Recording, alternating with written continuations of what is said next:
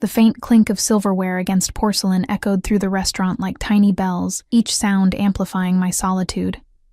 I shifted in the plush velvet chair, feeling both out of place and invisible in this temple of luxury. The weight of exhaustion hung on my shoulders.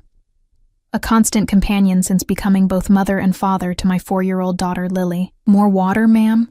The server's voice startled me from my thoughts, his crisp black uniform a stark contrast to my simple dress bought on clearance 3 seasons ago. "Yes, thank you." My voice came out smaller than intended, as if the opulence of the place had stolen my volume along with my confidence. I shouldn't have been there. The obsidian was far beyond my budget, a cathedral of crystal chandeliers and marble floors where the wealthy came to worship at the altar of exclusivity. But today was my 30th birthday, and after dropping Lily at my neighbor's for a rare overnight stay, I'd made a reckless decision to treat myself to one decent meal. Just one night where I wasn't eating dinosaur-shaped nuggets or mac and cheese from a box. The restaurant hummed with quiet conversation and the occasional burst of practiced laughter. I kept my eyes fixed on the menu, each price making my stomach twist.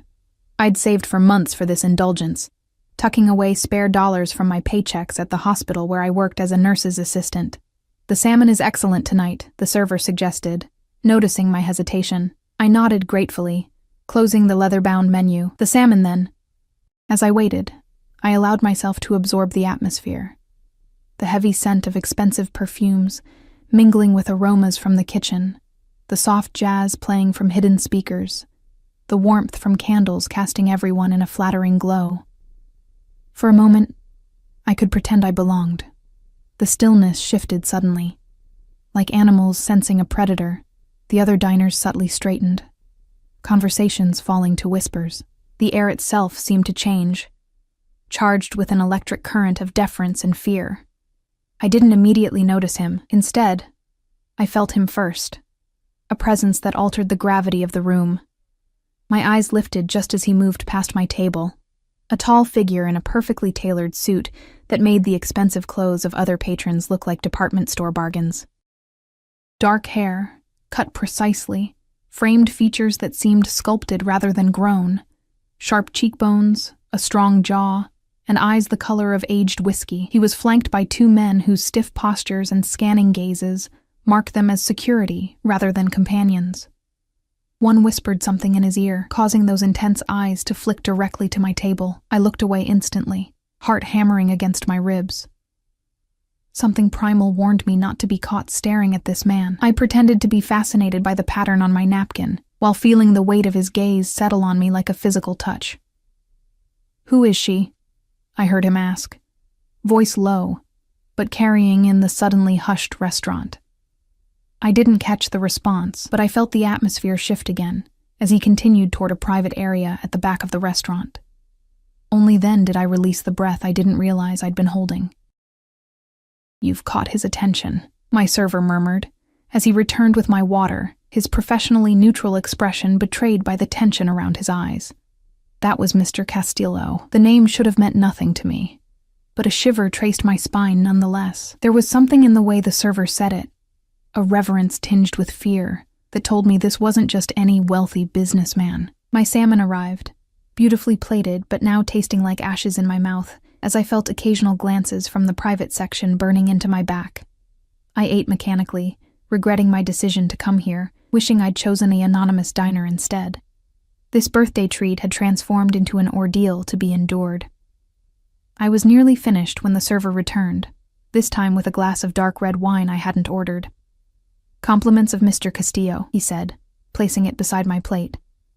I didn't order this," I stammered, panic rising in my throat, "and I can't accept. It would be impolite to refuse." The server interrupted softly, his expression conveying what his words didn't. This wasn't a suggestion. My hand trembled slightly as I reached for the glass, taking the smallest sip possible. The wine was rich and complex, probably costing more than my weekly grocery budget. I set it down quickly, determined to finish my meal and leave as soon as possible. When I asked for the check, the server shook his head. "Your meal has been taken care of, Ms. Harper," I supplied automatically before I could stop myself. "Emma Harper. But I can't accept. Mr. Castillo insists." Again, that tone that brooked no argument. I nodded, gathering my worn purse and cardigan. As I stood, I made the mistake of glancing toward the private section. Through a gap in the privacy screens, those whiskey-colored eyes caught mine. Mr. Castillo raised his glass slightly in acknowledgement, his expression unreadable but intense. Something in that gaze made me feel simultaneously seen and hunted. I hurried out, the cool night air a relief after the stifling atmosphere inside. My ancient Honda sat like an eyesore among the gleaming luxury vehicles in the parking lot. As I fumbled for my keys, a sleek black car pulled up beside me, the window lowering to reveal one of Mr. Castillo's security men. Ms. Harper, he said, my name in his mouth sending another chill through me. Mr. Castillo would like to ensure you get home safely. Allow us to escort you. That's really not necessary, I said, backing away slightly. I only live 15 minutes from here. It wasn't a request. His tone remained polite, but the underlying steel was unmistakable. Before I could protest further, the back door opened, and there he was, Alexander Castillo, regarding me with those intense eyes that seemed to strip away my defenses. Please, join me, he said, his voice deep and smooth like the wine he'd sent to my table. I insist. In that moment, I made what would prove to be the most consequential mistake of my life. Instead of running, instead of screaming, instead of causing the scene that might have saved me from what was to come, I slipped into the back seat beside him. The door closed with a soft click that sounded to my ears like a cage snapping shut. Emma Harper, he said, my name on his lips somehow sounding like both a caress and a claim. Tell me, what brings a woman like you to my restaurant? Alone? On a Tuesday night? It's my birthday, I admitted, the words escaping before I could consider them. Something flickered in his eyes, interest, perhaps, or calculation. A birthday should never be celebrated alone. He studied me, gaze lingering on my hands, my face, my simple clothes. You have a child. It wasn't a question. I glanced down at my purse, where a small unicorn keychain, Lily's gift to me this morning, hung from the zipper. A daughter, I confirmed reluctantly. She's 4. And her father? The bluntness of the question startled me. Not in the picture. He nodded, as if confirming something to himself. Address? He asked, and when I hesitated, added, so we can take you home, Emma. The way he said my name, so familiar, so possessive already, should have warned me. But exhaustion and the lingering effects of the wine clouded my judgment. I gave him my address, watching as he relayed it to the driver with a quiet command. As the car glided through the night streets, I realized with growing unease that Alexander Castillo hadn't stopped looking at me, his gaze a physical weight I couldn't shake. In the confined space of the car, I caught his scent, expensive cologne with undertones of something darker, something dangerous. Why did you pay for my meal? I finally asked, needing to break the charged silence. A smile curved his lips, not quite reaching those predatory eyes. Let's call it a birthday gift. From a complete stranger, I countered, finding a spark of courage. We're hardly strangers now, Emma, he replied. I know your name, where you live, that you have a daughter, and that you were dining alone on your birthday in a restaurant where you clearly felt out of place. He leaned slightly closer. I find I want to know more. The car stopped outside my apartment building, a modest complex that looked even shabbier through the tinted windows of his luxury vehicle. Thank you for the ride, I said stiffly, reaching for the door handle. His hand caught mine, warm and strong, the touch sending an involuntary shiver through me. One more thing, he said, producing a business card seemingly from nowhere. When you need anything, anything at all, call this number. I took the card automatically, the heavy cardstock embossed with just a phone number, no name. Why would I need anything from you? I asked, finding another flicker of defiance. Alexander Castillo smiled again, this time showing a flash of perfect white teeth that reminded me of a predator's warning. Because, Emma Harper, he said, releasing my hand, but somehow making me feel more captured than before. Everyone eventually needs something from someone like me. I escaped the car, clutching my purse and the business card, feeling his eyes on my back until I disappeared into my building. Only when I was safely inside my apartment door locked and chained. Did I allow myself to breathe? On my refrigerator, Lily's crayon drawing smiled at me, a stick figure of her and me, holding hands beneath a bright yellow sun. Normal, safe, my world. I looked down at the business card in my trembling hand, suddenly certain that my world had just tilted irrevocably on its axis. What I couldn't have known then, as I slipped the card into my wallet instead of tearing it to pieces as I should have, was that Alexander Castillo had already decided I belonged to him, and men like Alexander Castillo always took what they wanted. 3 days passed in blissful normality. I worked my shifts at St. Mary's Hospital, picked Lily up from preschool, and tried to convince myself that the encounter with Alexander Castillo had been nothing more than an unsettling birthday adventure, a story I might someday tell with a nervous laugh. The business card remained in my wallet, untouched but not forgotten. Sometimes during quiet moments, I found myself running my finger over the embossed number, wondering what would happen if I called. I never did. On Thursday afternoon, I was helping Lily build a castle out of mismatched blocks when someone knocked on our apartment door. Unexpected visitors were rare in our quiet life. "Stay here, sweetie," I told Lily, my heart inexplicably racing as I approached the door. Through the peephole, I saw a delivery man holding an elaborate arrangement of white roses. Frowning, I opened the door a crack, security chain still in place. "Emma Harper?" he asked, consulting his clipboard. "Yes?" "Delivery for you." I unlatched the chain and accepted the flowers. At least 24 pristine roses nestled among fragrant greenery, wrapped in heavy cream paper tied with a silk ribbon. The delivery man nodded and left without waiting for a tip, which was fortunate since I had none to give. "Pretty," Lily exclaimed, abandoning her blocks to examine the flowers. "Is it your birthday again?" "No, sweetie." I searched for a card among the blooms and found a small envelope. Inside was a heavy cardstock note with only 3 words in elegant script. "Happy belated birthday." No signature. But I didn't need one. The knot in my stomach tightened as I realized Alexander Castillo knew where I lived, not just my building, but my specific apartment. The roses suddenly seemed less like a gift and more like a message. "I can reach you whenever I want." That night, after tucking Lily into bed, I searched Alexander Castillo's name online.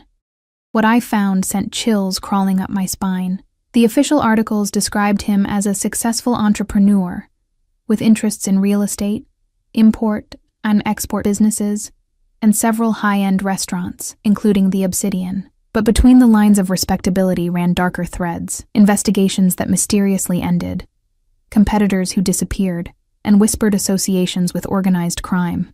Alexander Castillo wasn't just wealthy, he was dangerous. And for some unfathomable reason, he had fixed his attention on me. The next morning, I dropped Lily at preschool and hurried to work, hyper-aware of my surroundings. Every black car made my pulse quicken. Every suited man became a potential threat. I was jumping at shadows, but the shadows seemed to be watching back. "You okay, Emma?" asked Diane, the head nurse, as I fumbled a stack of patient charts. "You seem distracted today." "Just tired," I lied, forcing a smile. "Lily had nightmares last night." Diane nodded sympathetically. "Single parenting is tough." "Hey, if you need an extra shift next week, we're short-staffed on Tuesday." "I'll take it," I said quickly, mentally calculating how the additional hours would help with next month's rent. Since Lily's father had vanished 2 years ago, taking my savings and leaving nothing but debt, I'd been perpetually treading financial water. As my shift ended, I headed to the staff locker room to change out of my scrubs. The room was empty except for me, the fluorescent lights buzzing overhead as I pulled on my jeans and sweater. When I closed my locker, I nearly screamed at the reflection in the small mirror, a man standing behind me, one of Alexander Castillo's security guards, the same one who had spoken to me outside the restaurant. "Jesus," I gasped, spinning around. "How did you get in here? This is staff only." His expression remained impassive. "Mr. Castillo would like to see you." Fear and indignation warred within me. "I'm picking up my daughter in 20 minutes. Arrangements have been made. Your neighbor, Mrs. Chen, will watch her until later this evening." Ice flooded my veins. "You spoke to Mrs. Chen? How do you even know?" "Mr. Castillo is a thorough man. he interrupted, as if this explained everything. The car is waiting. I thought about screaming, about running to security, about calling the police, but something in the man's calm certainty told me none of those options would end well. Alexander Castillo had tentacles everywhere, it seemed. What does he want? I asked, my voice barely above a whisper. That's between you and him. He gestured toward the door. Shall we? The same sleek black car waited in the staff parking lot. This time, Alexander wasn't inside. Instead, I rode alone in the back, while the security guard sat with the driver, the privacy glass raised between us. We drove for nearly 30 minutes, leaving the familiar parts of the city behind until we reached an exclusive waterfront neighborhood, where mansions stood behind high gates and private security. The car pulled up to an imposing estate protected by a stone wall and wrought iron gates that opened silently at our approach. The house itself was a modernist statement of glass, stone, and clean lines, perched on a cliff overlooking the water. Beautiful, but fortress-like. I was escorted inside through a cavernous foyer with marble floors and art pieces that belonged in museums. The security guard led me through the house to a terrace overlooking the ocean, where Alexander Castillo sat reviewing documents at a glass table. He looked up as I approached, those whiskey-colored eyes warming with something that made my stomach tighten. He wore casual clothes today, if a shirt that probably cost more than my monthly rent could be considered casual. The sleeves rolled up to reveal strong forearms lightly dusted with dark hair. Emma, he said, standing and dismissing the security guard with a slight nod. Thank you for coming. Did I have a choice? The words slipped out before I could stop them. A smile played at the corners of his mouth. There are always choices, but I'm glad you made this one. He gestured to the chair across from him. Please, sit. Would you like something to drink? Water? Wine? Coffee? Water, I said, reluctantly taking the offered seat. The ocean view was breathtaking, the late afternoon sun casting golden light across the waves. He poured water from a crystal pitcher himself, rather than summoning staff, a small gesture that nonetheless felt significant. His movements were precise and controlled, like everything about him. You're upset about the flowers, he said, setting the water glass before me. Not a question. I'm upset that you know where I live, that you contacted my neighbor, that you're interfering with my life, I replied, finding courage in anger. I don't know what you want from me. Alexander studied me with those penetrating eyes. What I want is simple, Emma. Your company. My company, I repeated flatly. You could have anyone. Models, actresses, socialites. Why are you fixated on a single mother who can barely afford to eat at your restaurant? He leaned forward slightly, his gaze never leaving mine, because when I saw you sitting alone in that restaurant, so clearly out of place, yet holding yourself with such quiet dignity, I saw something rare, authenticity. Do you know how unusual that is in my world? I took a sip of water, using the moment to collect my thoughts. So I'm a novelty, a curiosity. You're a mystery I find myself wanting to solve. His voice dropped lower, more intimate. Tell me about yourself, Emma Harper. There's nothing to tell. I work at St. Mary's Hospital. I raise my daughter. I try to make ends meet. And Lily's father? The question hit a tender spot. Gone. He cleaned out our savings and disappeared when Lily was 2. I later found out he had gambling debts. Something darkened in Alexander's eyes. His name? Why does it matter? I hesitated, then relented. Marcus Denton. Alexander nodded almost imperceptibly, as if filing the information away. The casual way he asked, the intensity of his interest, it unsettled me deeply. What do you actually want from me, Mr. Castillo? Alexander, he corrected gently. And I told you, your company, dinner perhaps, conversation. Nothing more complicated than that. Nothing was ever that simple, especially with men like him. And if I say no? He sat back, regarding me calmly. Then Raymond will drive you home, and you'll never hear from me again. The offer of freedom should have been a relief. Instead, it felt like a test, one whose rules I didn't understand. Just like that. I don't force my company on unwilling women, Emma. His tone carried a hint of offense. Yet here I was, brought to his home without my explicit consent. The contradiction hung in the air between us.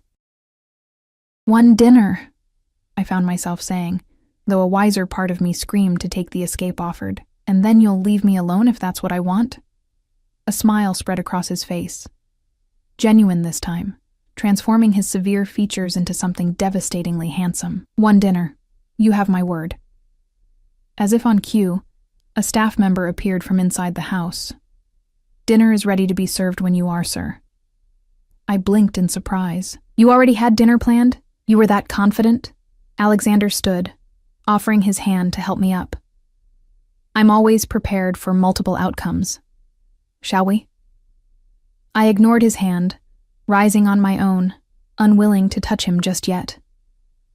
He accepted this small rebellion with grace, leading me to an intimate dining room with windows overlooking the darkening ocean and a table set for two with fine china and crystal.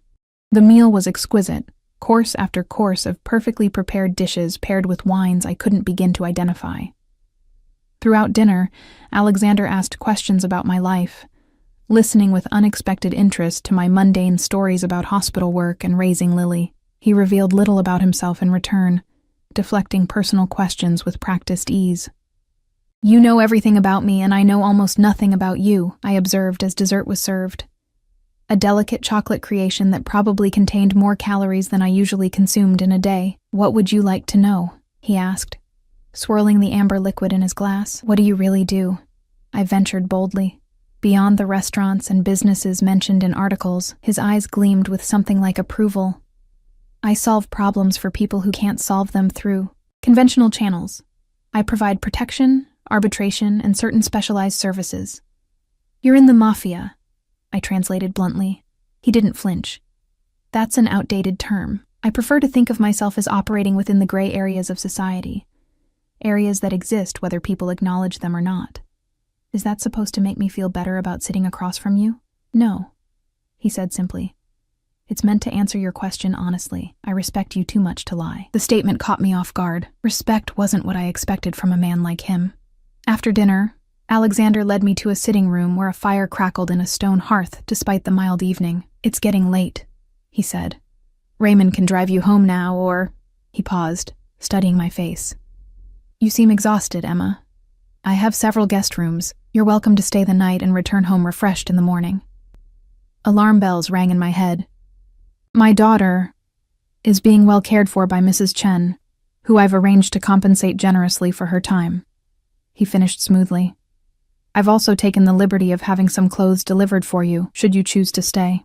The casual display of power, arranging my life, my child care, even my clothing, should have terrified me. Instead, I felt a confusing mixture of indignation and relief. For years, I'd carried every burden alone, made every decision, solved every problem. Having someone simply handle things was both intrusive and oddly freeing. Why are you doing all this? I asked, genuinely bewildered. What could you possibly want from me that's worth this effort? Alexander moved closer, close enough that I could feel the heat radiating from his body. Perhaps I'm tired of people who want things from me. My money, my power, my protection. Perhaps I find it refreshing to be with someone who wants nothing. I do want something, I corrected him. I want you to leave me and my daughter alone after tonight. A shadow crossed his face. Is that truly what you want, Emma? The question hung in the air between us, heavier than it should have been. In the firelight, his eyes seemed to glow with an intensity that made my breath catch. I want to go home, I said finally, my voice barely audible. Something that might have been disappointment flickered across his features, before his expression smoothed into polite acceptance. Of course. Raymond will take you. As we walked toward the foyer, Alexander's phone rang. He checked the screen, his jaw tightening. Excuse me for a moment. This is important. He stepped away to take the call, his voice too low for me to hear. When he returned, his expression had hardened, all traces of the charming dinner companion gone. There's been a development, he said, his tone clipped. It concerns your daughter's father. My blood froze in my veins. Marcus? What about him? Alexander's eyes held mine, unreadable and dark. He's back in the city, and he's looking for you. That's impossible. The words came out as a whisper, my legs suddenly unsteady beneath me. Marcus disappeared 2 years ago. Alexander guided me to a nearby chair, his hand at my elbow both supportive and possessive. He returned 3 days ago. My sources inform me he's accumulated even more significant debts than before. Your sources? I stared up at him, pieces clicking into horrible place. You've been investigating me, my past, my life. He didn't deny it. I make it a point to know everything about people who interest me. A chill ran through me despite the warmth of the room.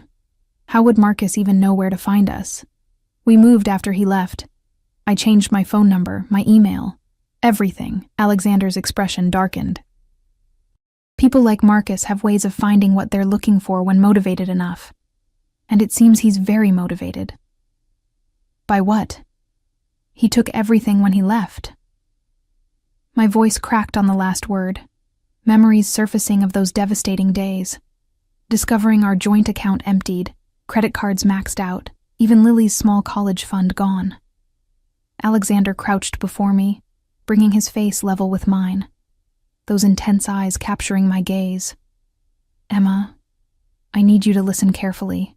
Men with gambling debts as severe as his don't simply want money. They're desperate, and desperate men are dangerous. Fear clawed at my throat as I thought of Lily. Her innocent smile, her complete trust in me to keep her safe.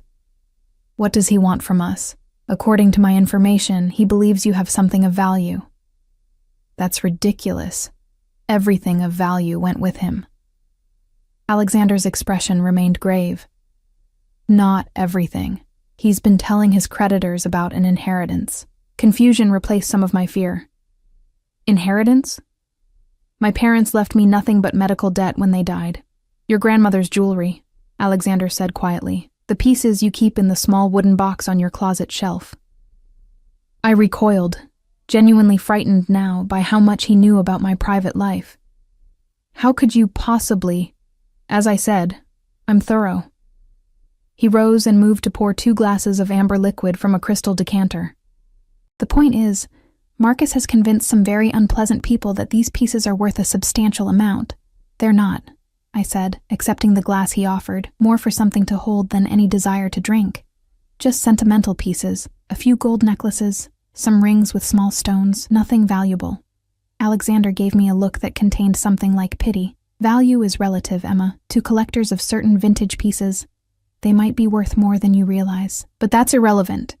What matters is that Marcus has promised these items as payment, and the people he owes aren't known for their patience or understanding when promises are broken. The implications hit me like a physical blow.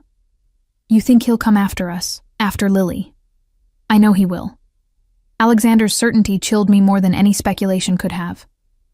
In fact, he's already been watching your apartment building. My men noticed him yesterday. The glass nearly slipped from my fingers. Yesterday? And you didn't think to warn me? My daughter was there, alone with a babysitter while I worked a double shift. You were never in immediate danger, he said, his tone suddenly cold and authoritative. I've had people monitoring your apartment since the night we met. The revelation should have comforted me. Instead, it intensified my alarm. You've been watching us? For days? Protecting you, he corrected, as if the distinction was crucial. My mind raced through the implications. Alexander Castillo, a man who operated in the gray areas, as he put it, had been having me and my daughter watched. The same man who had somehow discovered intimate details about my life, my past, even the contents of my closet. The same man who had effectively forced me to have dinner with him tonight. And yet, the same man who was now warning me about a very real threat to my daughter's safety. I need to go home. Now. I set down the untouched drink and stood. I need to get Lily and... I stopped, realizing I had nowhere to go, no safe haven, no resources to protect us. Alexander watched the realization dawn on my face. Stay here tonight, he said, his voice gentler now. Both of you. I'll send Raymond to collect Lily and Mrs. Chen. They'll be here within the hour. In your home? With you? The idea seemed both outrageous and, in light of what he'd just told me, grimly sensible. This house has state-of-the-art security, and my most trusted men guarding it. No one enters without my explicit permission. He moved closer, not touching me, but enveloping me in his presence nonetheless. Emma, whatever you may think of me, whatever reservations you have, and they're valid, I can keep you safe, both of you. The sincerity in his voice was compelling. Or perhaps it was simply that I had no better options. Just for tonight, I conceded, hating how quickly I'd gone from defiance to dependence. And tomorrow we figure out a more permanent solution. Something flickered in his eyes, satisfaction perhaps, but it was gone too quickly to identify. Of course, I'll make the arrangements. Within the hour, Lily arrived, sleepy-eyed and confused in her pink pajamas, clutching her favorite stuffed rabbit, Mrs. Chen had packed a small overnight bag with Lily's essentials. "Mama, this house is like a castle," Lily whispered when I scooped her into my arms, her eyes wide as she took in the grand foyer. "Are we on vacation?" "Something like that, sweetheart," I murmured, breathing in her familiar scent of baby shampoo and the faint sweetness that was uniquely hers. "Just for tonight." Alexander appeared at the top of the sweeping staircase, having changed into more casual clothes, though still impossibly elegant. He descended slowly, his eyes fixed on Lily with an expression I couldn't decipher. "You must be Lily," he said when he reached us, his deep voice softening as he crouched to her eye level. "I'm Alexander. This is my home." Lily regarded him solemnly, still clutching her rabbit. "Do you have a swimming pool? Castles always have swimming pools in my books." A genuine smile transformed Alexander's face, making him look younger, almost boyish. "I do, in fact. Perhaps tomorrow your mother will let you see it." "We won't be imposing that long," I interjected quickly. Alexander straightened, that unreadable expression returning. "Let me show you to your rooms. I've had the staff prepare the blue suite. It has connecting bedrooms, so Lily can be close to you." The blue suite proved to be larger than our entire apartment, with a sitting area, 2 bedrooms, and a bathroom that featured a shower big enough for 4 people and a tub that resembled a small pool. Everything was decorated in soothing shades of blue and cream, elegant, but somehow still welcoming. "This is beautiful," I admitted, as Lily explored the rooms with delighted gasps and exclamations. "It's yours for as long as you need it," Alexander said, leaning against the doorframe, watching Lily with that same curious expression. "Is there anything else you require tonight?" I shook my head, suddenly overwhelmed by the day's events. "No, this is more than enough," he nodded, his gaze returning to me. "There are clothes for both of you in the dressers." I had my assistant make some educated guesses about sizes. The thought of him selecting clothing for us, or more likely, instructing some employee to do so, made me deeply uncomfortable, but I was too exhausted to protest. "Thank you. Sleep well, Emma," he said, lingering a moment longer than necessary before turning to leave. At the door, he paused. "My bedroom is at the end of this hallway, should you need anything during the night." His eyes held mine meaningfully. "Anything at all." After he left, I helped Lily brush her teeth and tucked her into the child-sized bed in the connecting room, which someone had thoughtfully prepared with fresh linens decorated with cartoon characters. She fell asleep almost instantly, the day's excitement having worn her out. I took a long shower, letting the hot water wash away some of my stress, before slipping into a silk nightgown I found in the dresser, exactly my size, as promised. The garment was modest enough, but the quality and feel of it against my skin made me acutely aware that it probably cost more than I made in a day. Sleep evaded me despite my exhaustion. I kept replaying Alexander's warnings about Marcus, imagining worst-case scenarios, feeling the walls of some invisible cage closing around me. After tossing for an hour, I slipped out of bed and padded to the sitting area, hoping to clear my mind. Through the windows, moonlight spilled across a landscaped garden and reflected off the dark ocean beyond. The view was breathtaking, but it only emphasized how far I was from my normal life, how quickly everything had changed. A soft knock at the outer door startled me. When I opened it, Alexander stood there, still fully dressed despite the late hour. "I saw the light," he explained, nodding toward the lamp I'd switched on. "May I come in? There are developments we should discuss." I glanced back toward Lily's room, confirming her door was closed, then reluctantly stepped aside. Alexander entered, his presence immediately filling the space in a way that made it hard to breathe. His eyes swept over me in the nightgown, before returning to my face with a heat that made my cheeks warm. "Developments?" I prompted, crossing my arms over my chest. He moved to the small bar in the corner, pouring himself a drink. "Marcus made contact with his creditors this evening. He's promised delivery of the items by tomorrow night." My stomach dropped. "He doesn't have them. He can't get into my apartment." "No, but he's desperate enough to try." Alexander sipped his drink, watching me over the rim of the glass. "Which means we need to consider your options beyond tonight." "We?" The word slipped out more sharply than I intended. His eyes narrowed slightly. "Yes, Emma. We. Because whether you like it or not, your problems and mine have become intertwined." "How exactly are my problems yours?" I challenged, finding a spark of defiance despite my vulnerability, standing before him in borrowed silk in his home. Alexander set down his glass and moved closer, his movement deliberately slow, as if approaching a frightened animal.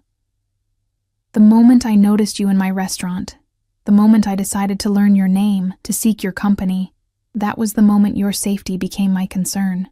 He stopped just short of touching me. "And I protect what's mine. I'm not yours," I whispered, even as something deep inside me responded to his possessive tone. "Aren't you?" His voice dropped lower, intimate, in the quiet room.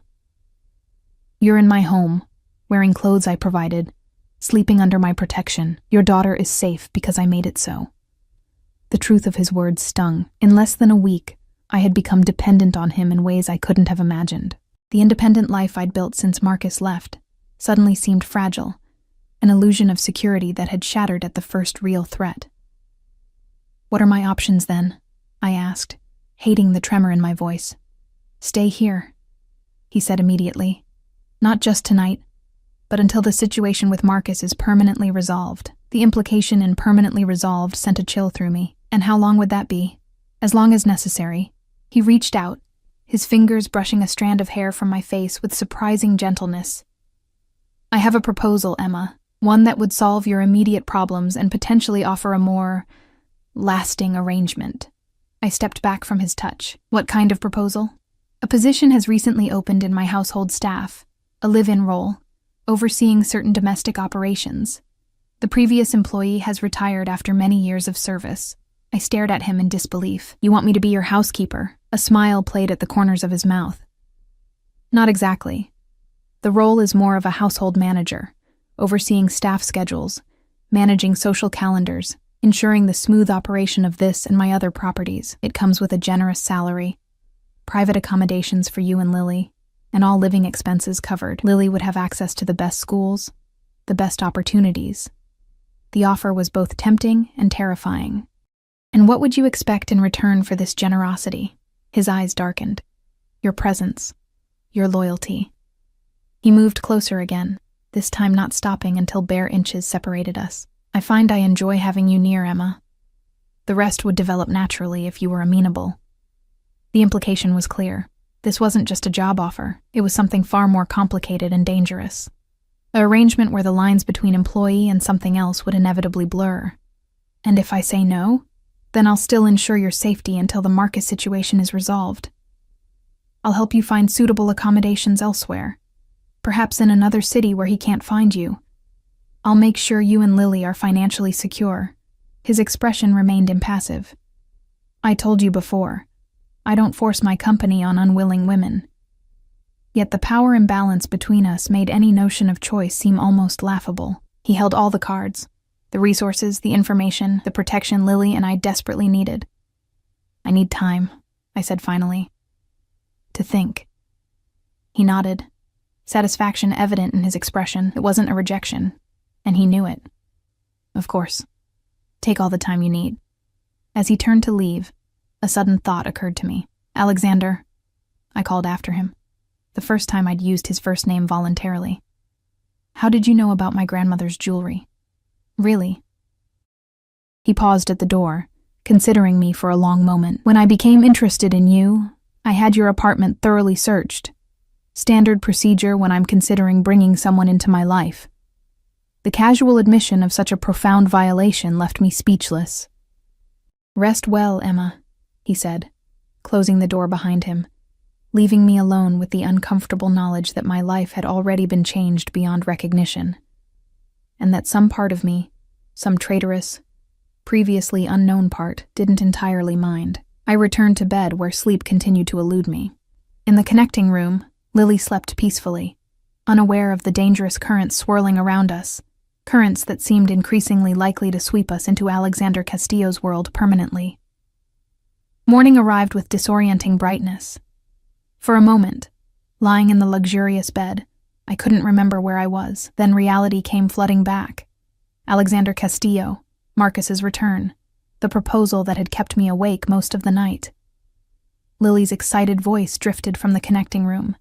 Following the sound, I found her sitting cross-legged on her bed, chatting animatedly with a woman in a crisp uniform who was arranging a breakfast tray.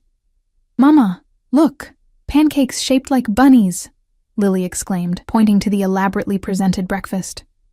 The staff member straightened, offering me a polite smile. "Good morning, Ms. Harper. Mr. Castillo asked that breakfast be served in your suite. He thought Miss Lily might enjoy it." "Thank you," I managed, still trying to process the strangeness of waking up to servants and bunny-shaped pancakes. "Is Mr. Castillo around?" "He left early for business, but asked me to inform you that he'll return by noon. He also requested that you and Miss Lily remain on the property today." Her expression remained professionally neutral, but I detected a hint of curiosity in her eyes. Clearly, our presence was unusual enough to spark interest among the staff. After she left, Lily and I shared the extravagant breakfast. I tried to maintain a sense of normalcy, smiling at her excitement over the pancakes and fresh fruit, but my mind kept returning to Alexander's proposal and the looming threat of Marcus. "Can we see the swimming pool today?" Lily asked, her face sticky with syrup. "Maybe," I hedged, helping her clean up. "First, let's explore inside, and you need a bath, little miss." After bathing Lily and dressing us both in the clothes provided, simple but expensive items that fit us perfectly, we ventured out of the suite. A security guard stationed at the end of the hallway nodded respectfully, but made no move to stop us as we wandered through the sprawling house. The place was a labyrinth of elegant rooms, each more impressive than the last. Lily was enchanted, especially by the library with its floor-to-ceiling shelves and rolling ladder. We spent an hour there, reading from a collection of children's books that seemed suspiciously new, as if they'd been purchased specifically for her visit. Around 11, we discovered the indoor pool, a magnificent space with a glass ceiling that bathed the water in natural light. Lily pressed her face against the glass doors, her expression pleading. "Please, Mama, just for a little while?" I hesitated, but the hopeful look in her eyes won me over. "All right, but we don't have swimsuits." "Actually, you do." The voice came from behind us, making me jump. Alexander stood there, earlier than expected, watching us with that now familiar intensity. He'd changed from the business attire he must have worn for his morning meetings into more casual clothes, though still impeccably tailored. "I had swimwear added to your wardrobes this morning," he continued, stepping closer. "Good morning, Lily." My daughter, usually shy around strangers, beamed at him. "Hi, Mr. Alexander. Can I really swim in your pool?" "Of course." He crouched to her level, his expression softening in a way I'd only seen when he addressed her. "It's heated, too. Very comfortable." "Thank you." Lily bounced on her toes, then looked up at me. "Can we, Mama, please?" I felt trapped between my daughter's excitement and my discomfort, with accepting yet another offering from this man. "I suppose for a little while." "Excellent," Alexander said, rising. "The changing rooms are through there. Everything you need should be inside." He turned to me, his voice dropping slightly. "Perhaps afterward we could continue our conversation from last night while Lily rests." The reminder of his proposal sent a flutter of anxiety through me, but I nodded. "We should talk, yes." While Lily splashed happily in the shallow end of the pool, I sat at the edge with my feet in the water, watching Alexander swim powerful laps. His body was lean but muscled, marked with several scars that hinted at a violent past. When he finally pulled himself out of the water and sat beside me, droplets running down his chest, I found myself looking away, uncomfortable with my own awareness of him. "She's a wonderful child," he observed, watching Lily play with the floating toys that had magically appeared poolside. Bright, spirited. She's everything to me, I said simply. Alexander was quiet for a moment. I never had siblings. My mother died when I was young, and my father... He trailed off, his expression hardening. My father was not a family man. It was the first truly personal detail he'd shared. I'm sorry. He shrugged, the casual gesture at odds with the tension in his shoulders. It shaped me, made me value certain things. His eyes returned to Lily. Family loyalty, protection. Before I could respond, his phone buzzed. He checked it, his expression darkening. We need to talk, now. Alarmed by his sudden shift in tone, I called Lily out of the pool. A female staff member appeared as if summoned, offering to help Lily change and have some lunch while the adults talked. Once Lily was settled with lunch and cartoons in our suite, Alexander led me to his office. A sleek space dominated by a desk facing floor-to-ceiling windows overlooking the ocean. He didn't sit, but paced behind the desk, his earlier relaxed demeanor completely gone. Marcus has escalated the situation, he said without preamble. He attempted to break into your apartment early this morning. When he couldn't get in, he vandalized the door and threatened your neighbor who came to investigate the noise. Horror washed through me. Is Mrs. Patel all right? Shaken but unharmed, my people intervened before anything serious happened. He stopped pacing, fixing me with an intense look. Emma, this changes the timeline. He's growing desperate, which makes him unpredictable. I sank into a chair, trying to process this new development. What does that mean for us? For Lily? Alexander moved around the desk, kneeling before me and taking my hands in his. The gesture was so unexpected, so intimate, that I didn't pull away. It means you need to make a decision, he said, his voice gentler than I'd ever heard it. Stay here, where I can guarantee your safety, or let me arrange for you to disappear. New identities, new location, completely off the grid. The options spun in my head. Disappearing meant leaving everything behind. My job, the few friends I had, the life I'd built for Lily. Staying meant binding our future to Alexander Castillo, a man who operated in shadows, who had invaded my privacy, who clearly saw me as something to possess. If we stay, I said slowly, what exactly would that mean, in practical terms? His thumbs traced circles on my palms, the touch distracting. You would accept the position we discussed.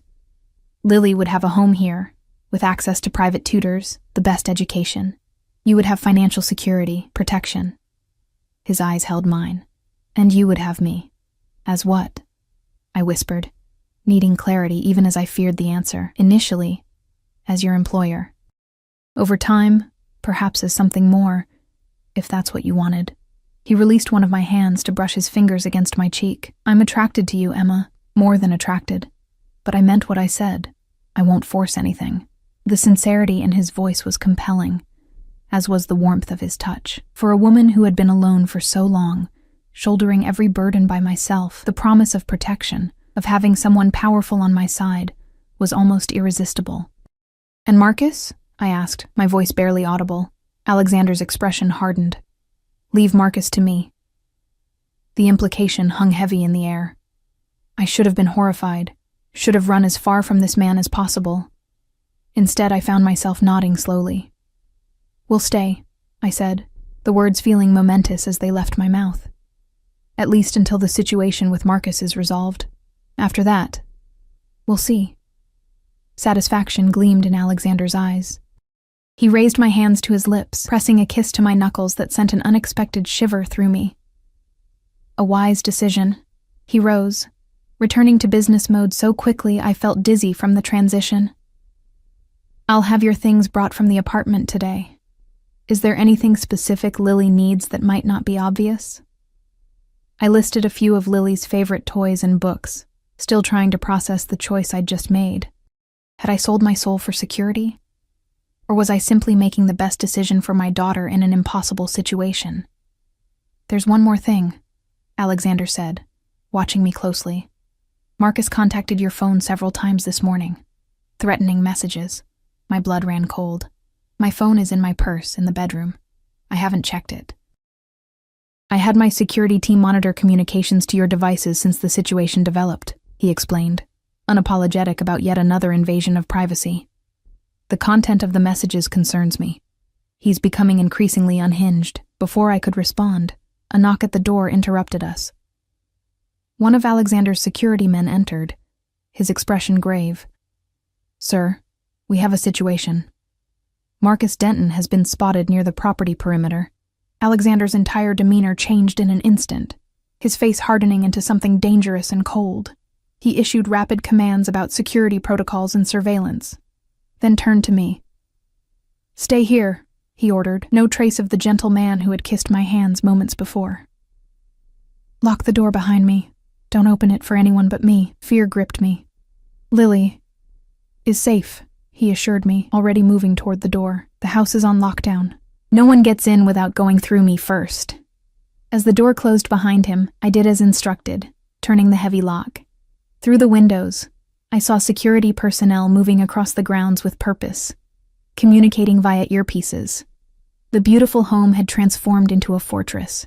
I sank back into the chair, the magnitude of my decision crashing over me like a wave. In the space of 5 days, I had gone from independent single mother to being under the protection and power of a man who operated outside the law, a man who clearly wanted more from me than just my presence in his home. And the most frightening realization of all? Part of me wanted to give it to him. Time crawled by in Alexander's office. Through the windows, I watched security personnel patrolling the grounds, their movements precise and coordinated. Twice I tried calling the suite where Lily was staying, but no one answered, intensifying my anxiety. After 30 agonizing minutes, the office door unlocked. Alexander entered, his expression grim but controlled. Behind him stood 2 of his security men, flanking a third person whose appearance made my blood freeze, Marcus. Thinner than I remembered, his once handsome face haggard and marked by a fresh bruise blooming along his jaw. His hands were secured behind his back, and his eyes, when they found mine, contained equal parts hatred and fear. "Emma!" he spat, struggling against the men holding him. "Still hiding behind others, I see." Alexander's hand shot out, gripping Marcus's throat with such sudden violence that I gasped. "You speak to her with respect," he said, his voice deadly quiet, "or you don't speak at all." Marcus's face reddened as he struggled for breath until Alexander released him with a look of disgust. "Leave us," Alexander commanded his men. "Wait outside." They exited without question, leaving the 3 of us in a triangle of tension so thick it seemed to distort the air. "Sit," Alexander told Marcus, pushing him roughly into a chair before turning to me. His expression softened fractionally. "Are you all right?" I nodded, unable to form words, my eyes fixed on the man who had once promised to love me forever, who had fathered my child, who had abandoned us both and stolen everything we had. "Your ex-husband has quite a story," Alexander continued, leaning against his desk, his posture relaxed but his eyes vigilant. "He seems to believe you're hiding assets that rightfully belong to him." Marcus glared at me. The jewelry was my grandmother's, not hers. She took it when I left. "Liar," I whispered, finding my voice at last. "Those pieces were from my grandmother. You knew that. You were with me when my mother gave them to me after she died. Always the victim," Marcus sneered. "Tell that to the men who are going to kill me if I don't deliver what I promised." Alexander observed our exchange with cold interest. "Mr. Denton here owes considerable sums to some very unpleasant people even I prefer not to do business with." He moved to stand behind Marcus's chair, his hands resting on the back in a gesture that appeared casual but contained unmistakable menace. "He's managed to convince them that your family heirlooms are worth enough to clear his debts." "They're not," I said, meeting Marcus's desperate gaze. "They're just old pieces with sentimental value." "You're lying," Marcus hissed. "Your mother told me they were valuable, antiques, worth at least 50,000. I shook my head, genuine confusion joining my fear. "That's impossible. My mother barely had enough money for rent most months. If those pieces were valuable, she would have sold them during one of her many financial crises. Something in my tone must have convinced him because Marcus's expression crumbled from anger to despair. "No," he whispered. "No. They have to be worth something. They have to be." "How much do you owe?" Alexander asked, his tone conversational but his eyes hard. Marcus swallowed. 70,000, plus interest. "And who holds this debt?" "The Vega brothers." Alexander's expression darkened further. "Unwise associations, Mr. Denton." The name meant nothing to me, but clearly, it held significance for Alexander. He circled the desk and pressed a button on his phone. "Bring in the box." Moments later, one of his men entered carrying a familiar wooden container. My grandmother's jewelry box. He placed it on the desk and exited without a word. Alexander opened it, revealing the modest collection inside. A gold locket, 2 rings with small stones, a pearl necklace, and a few other pieces. Nothing that looked particularly valuable to my untrained eye. "Is this what you were looking for?" he asked Marcus. Marcus stared at the open box, his expression desperate. "Yes. That's it." Alexander picked up one of the rings, examining it in the light. "Costume jewelry," he said dismissively. "The stones are glass. The metal is gold-plated at best." He set it down and selected another piece. This one might fetch a few $100s from a vintage dealer, nothing more. Marcus made a sound like a wounded animal. "That can't be right. It can't be." "I had an appraiser examine these pieces yesterday," Alexander continued mercilessly. "Total value, approximately $2,000, hardly enough to cover what you owe the Vegas." The revelation hit me with unexpected force. Alexander had not only located my jewelry, but had it professionally appraised, all without my knowledge. The violation should have outraged me. But in that moment, all I felt was a strange relief that the items truly were as worthless as I'd always believed. "You're a dead man," Marcus whispered, all color draining from his face. "And if they don't get their money, they'll come after Emma and Lily too." At the mention of my daughter's name, something in Alexander changed.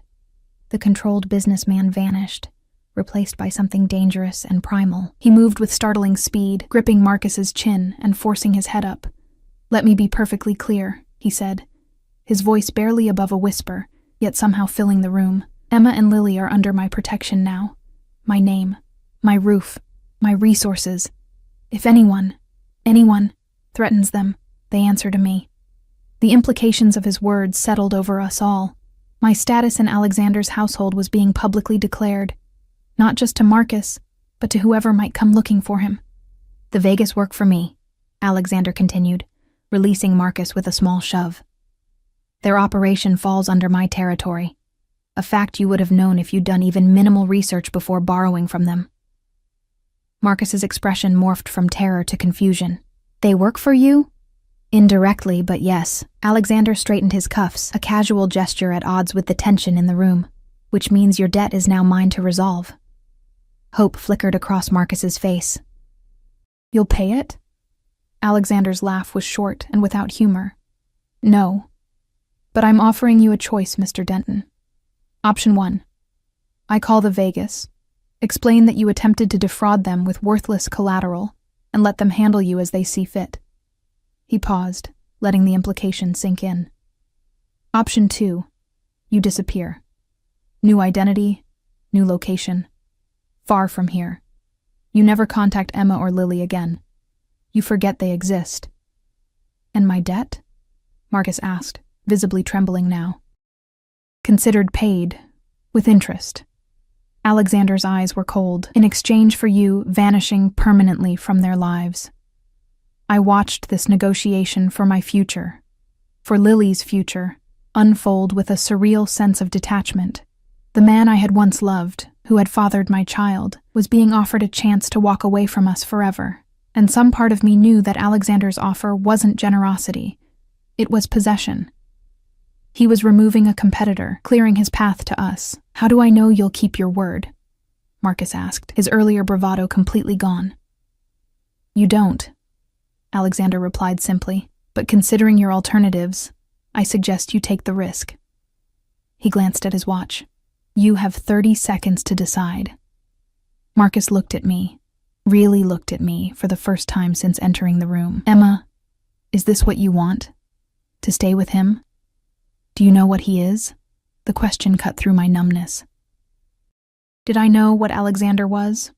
A criminal, certainly. Dangerous, undoubtedly. A man who had invaded my privacy, manipulated circumstances to bring me into his orbit, and was now effectively purchasing my ex-husband's permanent absence. But also, a man who had protected my daughter when no one else could. Who had offered us security after years of struggling alone. Who looked at me with a hunger that made me feel simultaneously valued and vulnerable. I know enough, I said finally. Just take the deal, Marcus. It's better than you deserve. Something like regret flashed across his face. I'm sorry, he said quietly. For everything. For leaving. Tell Lily. Lily believes her father is dead, I interrupted coldly. And that's how it's going to stay. Marcus flinched as if struck, but nodded slowly. I'll take option 2. He told Alexander. Wise choice. Alexander pressed a button on his desk phone. Raymond will handle the arrangements. You'll leave tonight. Within minutes, Marcus was escorted out, a broken man being led to an uncertain future of his own making. As the door closed behind him, the office fell silent, except for the distant sound of waves against the cliffs below. Alexander moved to a cabinet, poured 2 glasses of amber liquid, and brought one to me. Drink, he suggested. It helps. I accepted the glass, taking a small sip that burned all the way down. What happens now? I asked, my voice steadier than I felt. Now? He sat on the edge of the desk, studying me with those intense eyes. Now you begin your new life here, with me and Marcus. We'll be on a flight to South America tonight. New name, new documentation, enough startup money to establish himself somewhere remote. He'll be warned that any attempt to contact you or return to the country will void our arrangement. Alexander's tone made it clear what that would mean. I should have felt relief. Instead, I felt unmoored, caught in a current much stronger than myself. And us? What exactly are we to each other in this new arrangement? Alexander set down his glass and moved to kneel before me, taking my free hand in his. Whatever you want us to be, Emma. I meant what I said before. I won't force anything. You'll have your position here, your own space, your independence. But you want more, I stated, meeting his gaze directly. Yes, he admitted without hesitation. I want you. All of you.